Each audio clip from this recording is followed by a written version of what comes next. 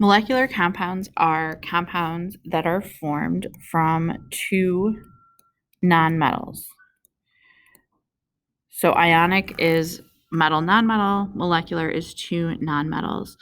And unlike ionic compounds, the formula for molecular compounds can't be determined from its elements, because in an ionic compound, like when we say potassium chloride, potassium's always a +1, chlorine's always a -1. It has to be KCl. There's no other option.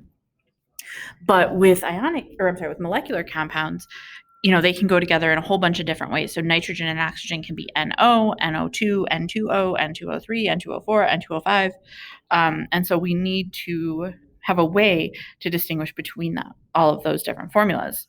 And the way we do that with molecular compounds is we use prefixes. So prefixes tell you how many of each atom there is in the compound. The only caveat to that rule is right there. If there's only one of the first element, you don't use the prefix mono. So it's called carbon dioxide, not monocarbon dioxide. But if there's one of the second element, you do use mono, like carbon monoxide. So the prefixes are there. They are the same prefixes as like geometry, mono, di, tri, tetra, penta, hexa, hepta, octa. So those are just ones, again, that something you're going to have to know, those prefixes. So when we are naming, again, if there's just one of the first thing, you do not use the prefix mono. Oops. So we're just going to call this carbon monoxide. You do not change the ending of the first thing, so it's just carbon, but you do change the ending of the second element to ide, so that's why it's monoxide. H2O, 2 is di, so this is dihydrogen. Again, not changing the name of that first thing. Monoxide, because there's one oxygen. The next one, 3 is tri, so trisilicon. And then 6 is hexa, so hex oxide. And then lastly, P2Cl5, 2 is di, so diphosphorus pentachloride.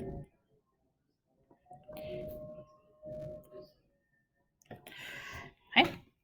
When you are putting the formulas of molecular compounds together, it's super easy. You're just going to use the prefixes to tell you how many of each element there is.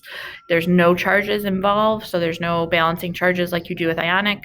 You just use the prefix to tell you how many of each element to use. So carbon tetrachloride, if there's no prefix on the first one, that means there's 1, so just C. And then tetra is 4, so tetrachloride is Cl4. Sulfur hexafluoride, there's just 1 sulfur.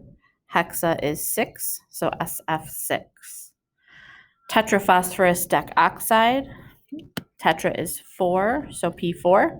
Deca is 10, so O10. And unlike ionic compounds, you do not need to reduce that. If you were doing ionic compounds and you got something, like Na, this wouldn't happen, but Na4Cl10, you would have to reduce that to the lowest ratio. Molecular compounds, you don't do that. And then dinitrogen monoxide, dinitrogen, 1 oxygen. So there you go. That is